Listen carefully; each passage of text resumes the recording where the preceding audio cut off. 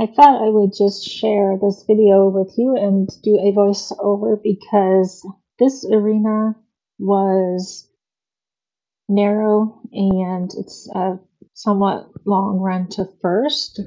It's set up on an old track, so I thought this was probably similar to what you ran in this weekend, and so it might be helpful to see that. So I'm just going to let it play here first so you can get the whole run, and then uh, I did run him in a hackamore in this run, so please disregard that though because he had bit sores. I found a bit sore on him that weekend, so I had to go with the hack, and we got through it, but it was not his favorite. It really messed up our third barrel. He really fought me. He does not tolerate a curb strap of any sort. But this was one of the bigger, tougher videos of the summer, and he still placed second with that. So it was still a successful run. So the first thing I want you to notice on him is how hard we ran to first. I did not over under him or whip him or anything, but sometimes I do. So that would definitely be an option for you to, oh, there's my dog, to over under him now and then, or even just give him a little swat on the butt. I usually try to wait till about the timer line to do it. You can also have him just kind of wound up before you run in, kind of just swat him on the butt with your hand or something, just anything to let him know that we're going to really run. And you can see that he still rates like 3 strides here. I mean, he just loves to sit down and turn. So the harder you can have him running to that pocket point, the his momentum will get him by the barrel. Whereas, if you're going even just a little slower, he just won't have that momentum. Like you were running, pretty hard to the first, but just that little extra top end is going to make all the difference. So the next thing I want to point out is my hand position on the rein. It's a little hard to see in this video, I guess, but with any horse, this is how I like to have my hands set. And when people come to ride and are having trouble getting their horses moved over for second, I always show them this, and it always seems like it really helps them. I like to have my right hand just about one hand length down the rein from center. So like I'll set my hand in the dead center and then move it over just about one hand width, which is maybe like 4 inches. And you can see here that like if I have my hand flat and my pinky pulled back, so my hand's kind of angled, right here I'm only getting inside rein, which is what I want. But then what's cool about having your hand a little more in the middle is then when you get back to about here, you can see how I kind of have my hand pulled back towards my hip, my inside hip. And what's happening is I'm still able to engage that outside rein and get a little neck rein in there, and that's just going to get him to straighten out.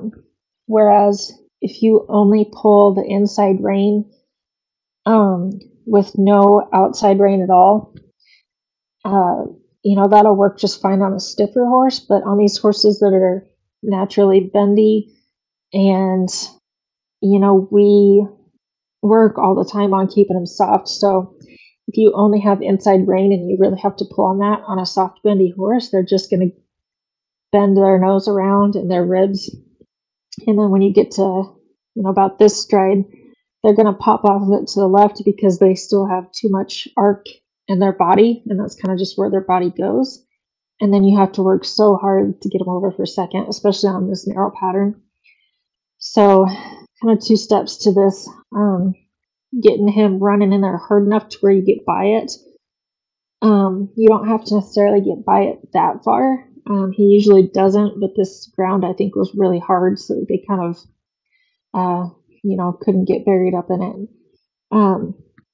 But if you can get him, he's got to get by it just a step, kind of do a teardrop type turn.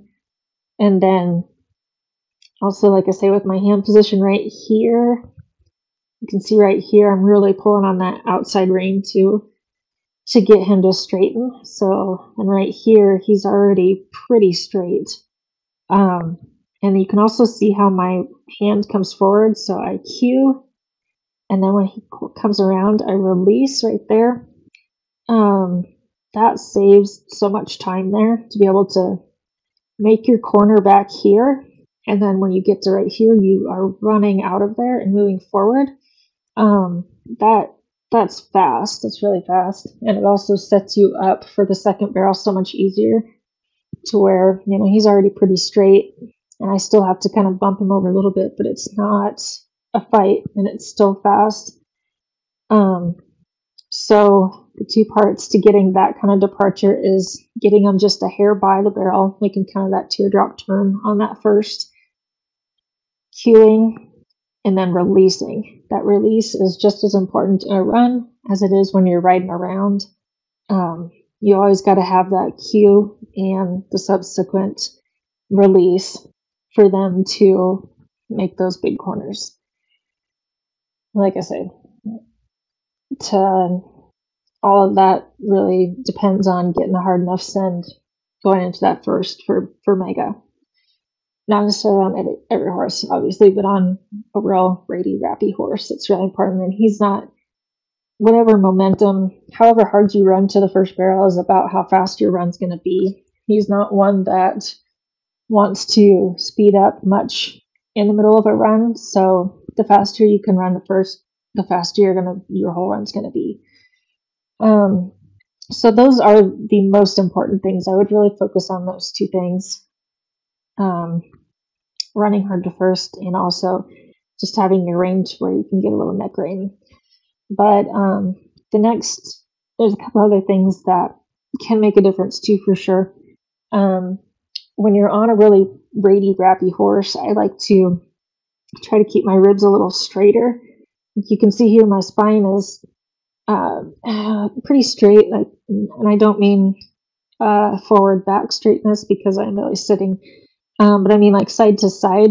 My ribs are pretty straight in here, which again is not the right thing to do on every horse, but on him it's what he needs to balance out his rappiness.